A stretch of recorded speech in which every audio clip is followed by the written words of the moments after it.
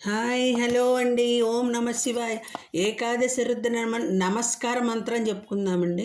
ఓం నమస్తేస్తు భగవన్ విశ్వేశ్వరాయ మహాదేవాయ త్రయంబకాయ త్రిప్రాంతకాయ త్రికాగ్ని కాలాయ కాలాగ్ని రుద్రాయ నీలకంఠాయ మృత్యుంజయాయ సర్వేశ్వరాయ సదాశివాయ శ్రీమన్ మహాదేవాయ నమ.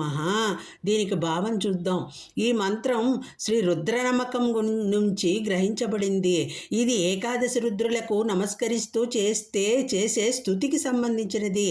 ఆ 11 మంది రుద్రులు విశ్వేశ్వరుడు, మహాదేవుడు, త్రయంబకుడు, త్రిపురాంతకుడు, త్రికాగ్నికాలుడు, కాలాగ్ని రుద్రుడు, నీలకంఠుడు, మృత్యుంజయుడు, సర్వేశ్వరుడు, సదాశివుడు, శ్రీమన్ మహాదేవుడు, విశ్వానికే అధిపతి అయినవాడు విశ్వేశ్వరుడు, దేవాదిదేవుడు, సర్వదేవతలచే అర్చింపబడేవాడు మహాదేవుడు, చంద్రార్కవైశ్వనర లోచనుడై రుద్రుడు, త్రయంబకుడు, తారకాసురుని పుత్రులు,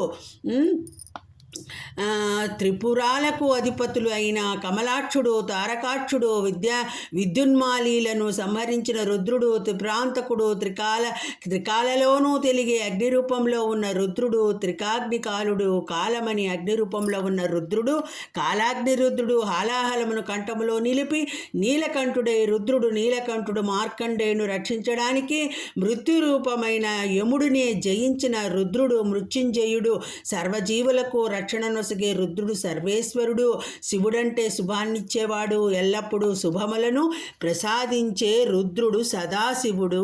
ఓం నమ శివాయ. వీడియో నచ్చితే లైక్ చేయండి. సర్వం శ్రీకృష్ణార్పణమస్తు.